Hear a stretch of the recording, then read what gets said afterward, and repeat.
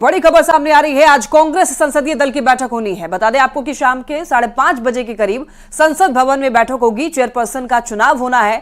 फिलहाल सोनिया गांधी हैं चेयरपर्सन। नेता विपक्ष का भी चुनाव होगा और आपको बता दें कि राहुल गांधी को नेता विपक्ष चुना जा सकता है। सूत्रों के हवाले से खबर सामने आ रही है। तो कांग्रेस की बैठक को लेकर के यह खबर है। बता दें आपको कि आज कांग्रेस संसदीय दल की बैठक होनी है। शाम 5:30 बजे के करीब संसद भवन में यह बैठक होगी, जिसमें चेयरपर्सन का चुनाव होना है और आपको बता दें कि नेता विपक्ष का भी चुनाव हो सकता है। फिलहाल सोनिया गांधी चेयरपर्सन हैं और हो सकता है राहुल गांधी को नेता विपक्ष चुना जाए। लोकसभा चुनाव के नतीजों के बाद कांग्रेस वर्किंग कमेटी की आज पहली बैठक होने जा रही है। कांग्रेस के राष्ट्रीय अध्यक्ष मल्लिकार्जुन खड़गे की अध्यक्षता में यह बैठक होगी, जिसमें झारखंड कांग्रेस प्रदेश अध्यक्ष राजेश ठाकुर भी शामिल होंगे और इस बैठक में लोकसभा चुनावों के परिणाम की समीक्षा और आगे की रणनीति पर चर्चा की जाएगी। तो दिल्ली में कांग्रेस की यह बैठक होने वाली है। इस बैठक में आपको बताते चलें सीडब्ल्यूसी के जितने भी सदस्य हैं वो शामिल होंगे और आपको ये भी बता दें कि इस बैठक में लोकसभा चुनावों के परिणाम की समीक्षा की जाएगी। लोकसभा चुनाव के नतीजे सामने आने के बाद से बिहार में जेडीयू काफी ज्यादा उत्साहित है।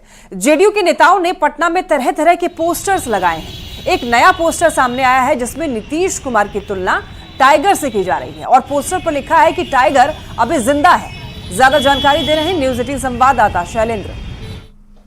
लोकसभा चुनाव के बाद अब दिल्ली में एनडीए की सरकार बनाने की कवायद हो रही है, तो दूसरी ओर देखिए पटना में पोस्टर लगाए जा रहे हैं।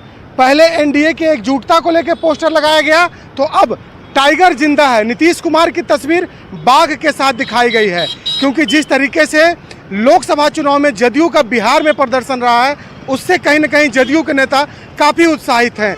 मंत्रिमंडल का डिमांड भी किया जा रहा है कि अधिक से अधिक मंत्रिमंडल में जगह जदयू को मिले। और यहाँ देखिए जदयू के जो नेता हैं सोना सिंह, उन्होंने टाइगर जिंदा है कर करके पटना में एक बड़ा पोस्टर लगाया है। यह पोस्टर तारामंडल के ठीक बगल में है और पटना का सबसे बड़ा पोस्टर यही है। और यहाँ पर टाइगर जिंदा है के स्लोगन के साथ नीतीश कुमार की तस्वीर दी गई है। मतलब साफ है कि बिहार में जिस तरीके से जदयू बड़े भाई की भूमिका में शुरू से रहा है, एक बार फिर लोकसभा चुनाव के बाद यह बताने की कोशिश है कि जदयू बिहार की सियासत में हमेशा बड़े भाई की भूमिका में रहेगा। शैलेंद्र, न्यूज 18 पटना। पटना के चौक चौराहों पर टाइगर जिंदा है कि पोस्टर सुर्खियों में है और इस पोस्टर में नीतीश कुमार को टाइगर बताया जा रहा है, जिसको लेकर बिहार के मंत्री और बीजेपी नेता नितिन नवीन ने कहा है कि नीतीश कुमार वाकई राजनीति के टाइगर हैं, क्योंकि राजनीति के शेर की संज्ञा उसी को दी जाती है जो जनता के बीच जाकर के काम करता है। मैं तो टाइगर तो है, इसमें कहा, इसमें किसी को कोई दो राय नहीं है। राजनीति के जो शेर होते हैं, जो लगातार काम करते हैं, जनता के बीच में सेवा करते हैं, तो कहीं ना कहीं उन्हीं को शेर का संज्ञा दिया जाता है। लोकसभा चुनाव परिणाम आने के बाद एनडीए के सभी नेता सीएम नीतीश के चुनावी संकल्प को पूरा करने में जुटे हुए हैं। बेतिया से जीते हुए एनडीए उम्मीदवार संजय जायसवाल ने कहा है कि हमारा एजेंडा विकास का है, जिसकी वजह से 2025 विधानसभा चुनाव के पहले सीएम नीतीश ने 10 लाख युवाओं को नौकरी देने के वादा जो किया, और वो उस वादे को पूरा करके ही बिहार की जनता के पास जाएंगे। बिल्कुल समाप्त हो जाएंगे। हमारा एजेंडा विकास का है। माननीय नीतीश जी के तहत हम लोगों ने जो 2020 में सरकार बनाई थी, हमने 10 लाख नौकरियों का और 10 लाख रोजगार का वादा किया था। आज भी हम उस पर अडिग हैं और नीतीश जी का और हमारे सम्राट जी और विजय सिन्हा जी का बिल्कुल स्पष्ट मानना है कि नीतीश कुमार जी ने और 7 निश्चय के तहत जो भी वादे हैं वह सारे वादे पूरे करके ही हम बिहार में जनता के पास जाएंगे। मुजफ्फरपुर पहुंचे नवनिर्वाचित सांसद पप्पू यादव का जोरदार स्वागत किया गया। पप्पू यादव के समर्थकों ने उन्हें फूल मालाओं से लाद दिया। इस दौरान पप्पू यादव ने तेजस्वी यादव पर तंज कसते हुए कहा है कि अगर तेजस्वी यादव के अंदर घमंड नहीं होता तो इंडिया अलायंस 25 सीट और जीतता। वो कहते थे मोदी सरकार, मोदी की गारंटी, अब बोलेंगे एनडीए की सरकार, एनडीए की गारंटी। जो बात हम पहले भी कहते थे 230 से ज्यादा नहीं आएगा, वो तो आप ये मानिए यदि बिहार के युवराज के भीतर एरोगेंसी और अहंकार नहीं होता तो बिहार कम से कम 25 सीट जीतेगी। मुजफ्फरपुर के मोहम्मदपुर थाना क्षेत्र में अचानक चलती कार में आग लग गई। आधे घंटे में पूरी कार जलकर खाक हो गई और कार में होमगार्ड के प्रदेश अध्यक्ष सहित 4 लोग सवार थे। जानकारी के मुताबिक कार में अचानक धुआं निकलने लगा, जिसके बाद कार में सवार 4 लोग कार से बाहर निकलकर भागे और आग लगने की सूचना अग्निशमन विभाग को भी दी, जिसके बाद दमकल की टीम ने मौके पर पहुंचकर कड़ी मशक्कत के बाद आग पर काबू पाया। छोटी वाहन जो है विश्वविद्यालय थाना में रहता है वो आ गया है और फायर का जो है काम हम लोग किए और उसके साथ साथ बड़ी वाहन जो है 4500 लीटर की जिसकी कैपेसिटी है और नई वाहन है उसके साथ हमने इस आग को जो है सभी शमन किया है। भोरिया बाजार जा रहे थे दाढ़ी बनवाने, इसी बीच में भी चक्कर चौक के पास जो है चलती गाड़ी में एकाएक अपने आग धर लिया। भगवान को थैंक्स, बाबा विश्वकर्मा को थैंक्स। अब 4 आदमी थे, 4 आदमी बाल बचे। पटना सिटी के खाजे कला में गुरुवार को मोहम्मद औरंगजेब हत्याकांड का सीसीटीवी फुटेज सामने आया है। सीसीटीवी में 3 अपराधी दिख रहे हैं जो पहले मोहम्मद औरंगजेब से बात करते हैं, फिर गोली मारकर आराम से निकल जाते हैं। सड़क पर अचानक गोली चलने से इलाके में हड़कंप मच जाता है। स्थानीय लोग औरंगजेब को अस्पताल पहुंचाते हैं, लेकिन डॉक्टर उसे मृत घोषित कर देते हैं। परिजनों ने 6 लोगों के खिलाफ मामला दर्ज करवाया है। पुलिस आरोपियों की गिरफ्तारी के लिए छापेमारी कर रही है। आरा के सीआरडी गांव में अपराधियों और पुलिस के बीच मुठभेड़ हुई, जिसमें पुलिस की जवाबी कार्रवाई में एक अपराधी घायल हो गया, जिसे इलाज के लिए सदर अस्पताल में भर्ती कराया गया है। दरअसल अपराधी किसी बड़ी आपराधिक घटना की प्लानिंग कर रहे थे। सूचना मिलते ही पुलिस ने घेराबंदी करते हुए फायरिंग की और एक अपराधी को जख्मी हालत में गिरफ्तार करके इलाज के लिए अस्पताल में भर्ती करवाया।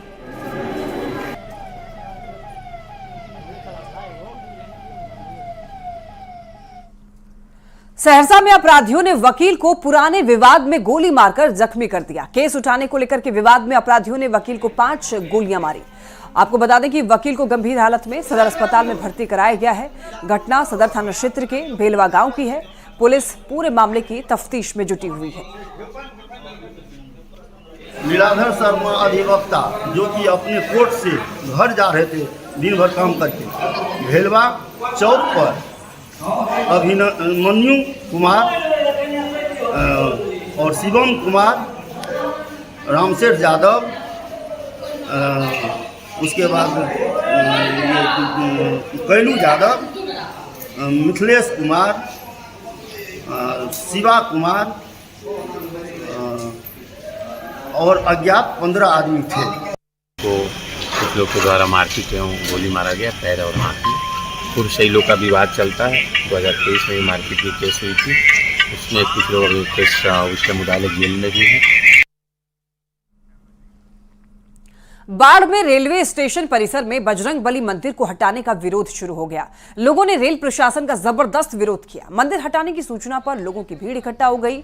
बाढ़ रेल परिसर में अमृत भारत स्टेशन के तहत काम चल रहा है। रेलवे प्रशासन ने पहले मंदिर नहीं हटाने की बात कही थी, लेकिन फिर अचानक मंदिर हटाने की सूचना मिली। लेकिन लोगों का कहना है कि किसी भी कीमत पर मंदिर नहीं हटाने देंगे। लोगों के विरोध को देखते हुए अभी रेल प्रशासन पीछे हट गया है। कि होता क्या है, मजार बहुत सारे जगहों पे प्लेटफॉर्म के बीच में होता है। उसको तोड़ने के लिए कोई पुलिस प्रशासन नहीं, कोई पदाधिकारी आगे नहीं आते हैं। जहां मंदिर की बात होती है तो रोड हो, कहीं वो सीधा होता है कि मंदिर को तोड़ दो। और उसका परिणाम देखिए, आज के डेट में देख रहे हैं, अभी चुनाव समाप्त हुआ है तो इसका परिणाम आप देख सकते हैं अयोध्या में। विकास नहीं, ये विनाश कर रहा है। ये जेपी सिंह को बहुत अच्छा से जैसे सबक मिल जाएगा। हम बोले ही बात कि हमारा सीएम को भी मिलेगा अच्छी तरह से सबक। हम बोले कि चंदा जी को हमारा बुलाइए।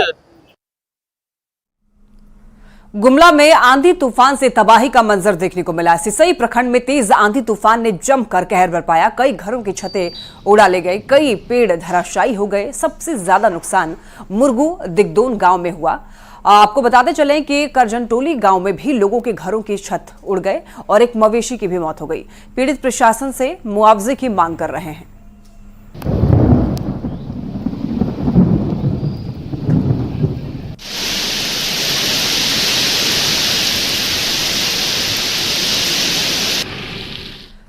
मुजफ्फरपुर के औद्योगिक क्षेत्र बेला इंडस्ट्रियल एरिया में वियाडा की ओर से दी गई शेड को नहीं खाली करने को लेकर के उद्यमियों ने जमकर के बवाल काटा।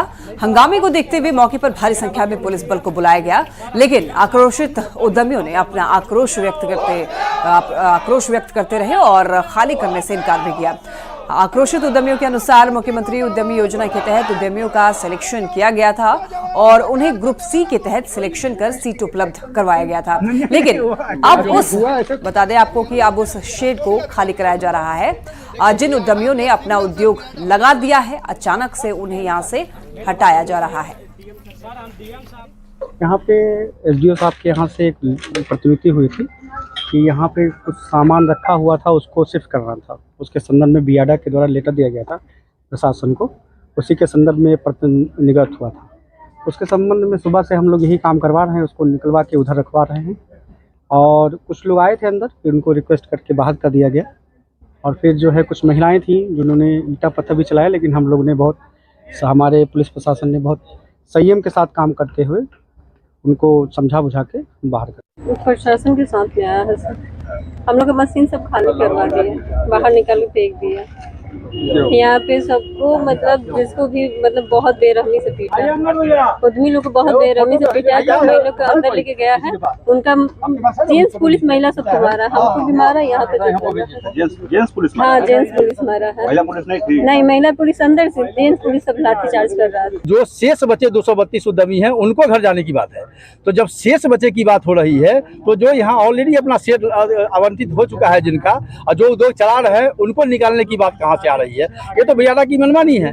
और ये लोग जब अपनी असमर्थता बता रहे हैं कि नहीं हम बाहर उद्योग लगाने में सक्षम नहीं हैं, हम यही कर पाएंगे, तो ऐसे लोगों को जबरदस्ती बलपूर्वक प्रशासन द्वारा लाठीचार्ज करके आज निकाला गया। इन लोगों के सामानों को जबरदस्ती हटा गया।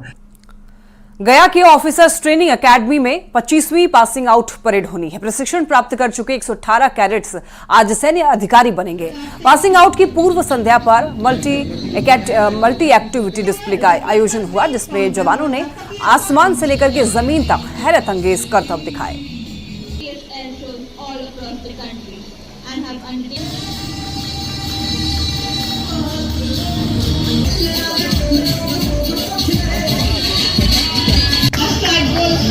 Undertaking the challenging task as stride winner, Junior Under Officer Anil Pratap Singh.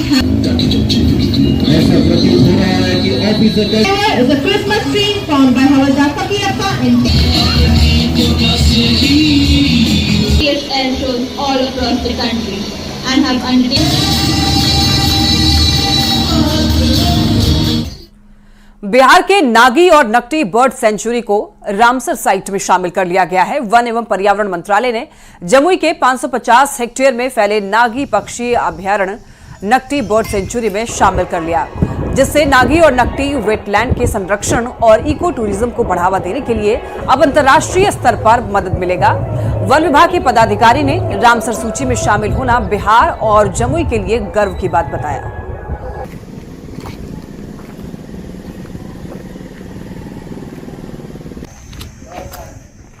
अंतर्राष्ट्रीय विश्व पर्यावरण दिवस पे हमारा नागी नकटी को पूरे देश की 81st और 82nd वेटलैंड्स हैं बस जो रामसर में इंक्लूड हुई है, और बिहार की ये सिर्फ दूसरी और तीसरी। बिहार में सिर्फ एक अभी कमरताल है बेगूसराय जिले में, उसके अलावा ये दूसरी और तीसरी वेटलैंड्स है जिनको ये स्टेटस मिला है। क्या बेनिफिट्स होंगे इससे? बेनिफिट, हाँ, इसमें मेन एक तो ये है कि इंटरनेशनल रिकग्निशन जब हो जाता है तो फोकस बहुत ज़्यादा बढ़ जाता है। यहाँ पे कंजर्वेशन का फोकस, फंडिंग मिलना अपने विभिन्न प्रकार के कार्य वो प्रोग्राम्स के लिए, और कोई भी स्कीम अगर हमें बनानी हो उसके लिए। मोतिहारी में बिहार राज्य अंडर 17 शतरंज प्रतियोगिता का आयोजन किया गया। जिला खेल पदाधिकारी गौरव कुमार और रोटरी प्रेसिडेंट डॉक्टर LB प्रसाद ने प्रतियोगिता का आयोजन किया। 10 जून तक चलने वाली इस प्रतियोगिता में जिले के 100 से भी ज्यादा खिलाड़ी भाग लेंगे।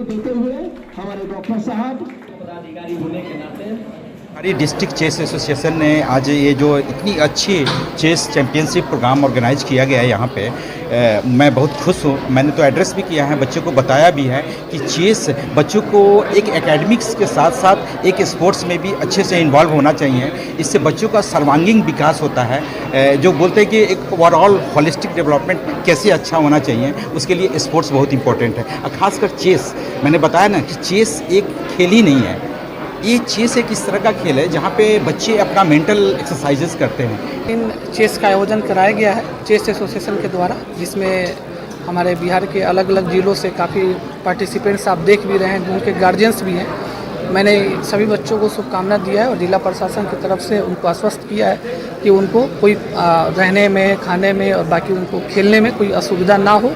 उनके उज्जवल भविष्य के लिए भी मैंने शुभकामना दिया है।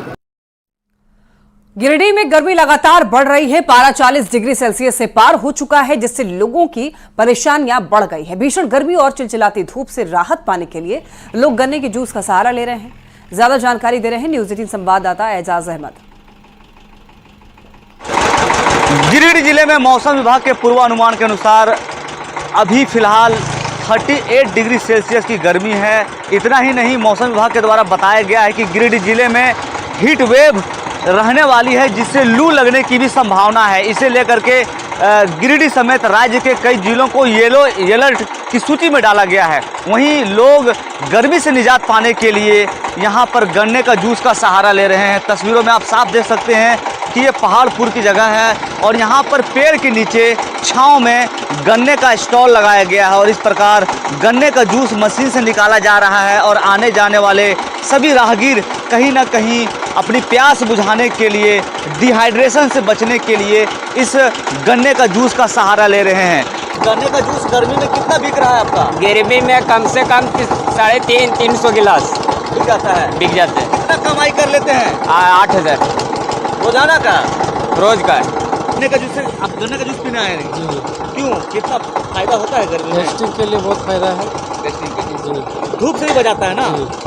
लू के लिए बहुत अच्छा है, बहुत अच्छा लगता है, टेस्टी बहुत अच्छा है। तो इस प्रकार गन्ने का जूस गर्मी से बचाव के लिए रामबाण का एक रामबाण है और ऐसे में सभी राहगीर, आने जाने वाले लोग गर्मी से निजात पाने के लिए गन्ने का जूस का सहारा ले रहे हैं। गिरिडीह से न्यूज 18 के लिए मैं एजाज अहमद।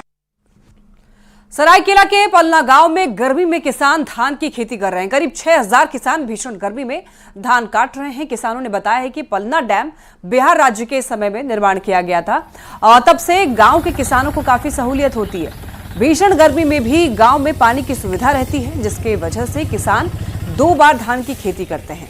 इन दिनों सरकार के लाम से धान की खरीदारी नहीं होती, जिससे किसानों को खुले बाजार में अपनी फसल बेचनी पड़ती है।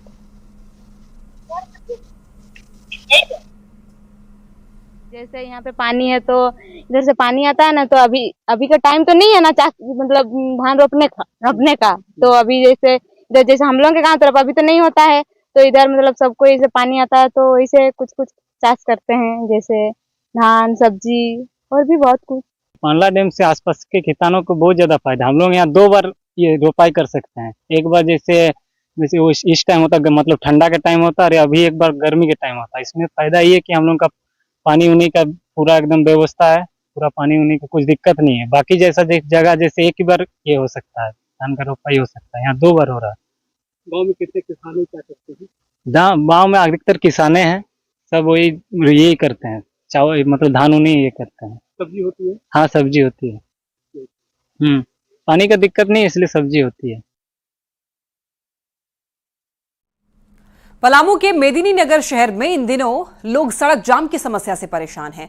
दरअसल शहर में सिंगारा पुल का निर्माण बड़े वाहनों के निकलने के लिए हुआ था, लेकिन पुल के दोनों तरफ अप्रोच न होने के कारण बड़े वाहन शहर के बीच से निकलते हैं, जिससे जाम लग जाता है और इस वजह से गढ़वा जाने वाली ट्रक की चपेट में आने से एक व्यक्ति की भी मौत हुई थी, लेकिन अभी तक इस पर कोई सुनवाई नहीं हुई है। मौके का जायजा लिया है न्यूज 18 संवाददाता नीलकमल ने। मौजूद हूँ सिंगरा गांव में। यहाँ पे एक पुल बनकर 2016 में बनकर तैयार है। ठीक मेरे पीछे आप देख सकते हैं। इस पुल का मकसद था कि जो शहर का जो बड़े वाहनों का परिचालन है, जो कि गढ़वा और छत्तीसगढ़ के जो वाहन है वो इस पुल से क्रॉस करते, इधर से गुजरते, ताकि शहर के जो हालात है उसमें थोड़ी कमी आती। लेकिन आप देख सकते हैं कि ये 16 में पुल बन के तैयार है, लेकिन इसमें अप्रोच सड़क नहीं बनी है। आप देख सकते हैं कि ये इस छोर के हालात है और ठीक इसके दूसरे छोर भी यही हालात। साइड का अप्रोच सड़क नहीं बनने से कितना परेशानी बहुत है ना, ऑटो गाड़ी नहीं जाता है, 4 चक्का, लोग शहर में जाने के लिए दिक्कत होता है। ये किसी मोड़ पे पिछले साल एक्सीडेंट हो गया था जिससे एक लड़का मर गया था। कि नया पुल चाहते हैं, सरकार का कितनी पूंजी लगी हुई है इस पुल में। दूसरे पुल की मांग की जा रही है, लेकिन ये जो सिंगरा में बना पुल जो है, ये इसका अप्रोच सड़क अगर बन जाता तो थोड़ी राहत शहरवासियों को भी मिलती और जिस मकसद से ये पुल का निर्माण कराया गया था, आसपास के कई गांव के ग्रामीणों को भी इसका फायदा मिलता। नीलकमल, न्यूज़ 18 पलामू। हजारीबाग में लोगों को संस्कृत बोलने के लिए प्रेरित किया जा रहा है, जिसको लेकर झारखंड और बिहार से लगभग 200 से ज्यादा विद्यार्थी को संस्कृत बोलने का प्रशिक्षण दिया जा रहा है। 7 दिवसीय प्रशिक्षण में विद्यार्थी एक दूसरे से संस्कृत में बात करेंगे और मौके का जायजा लिया है न्यूज़ 18 संवाददाता सुशांत सोनी ने।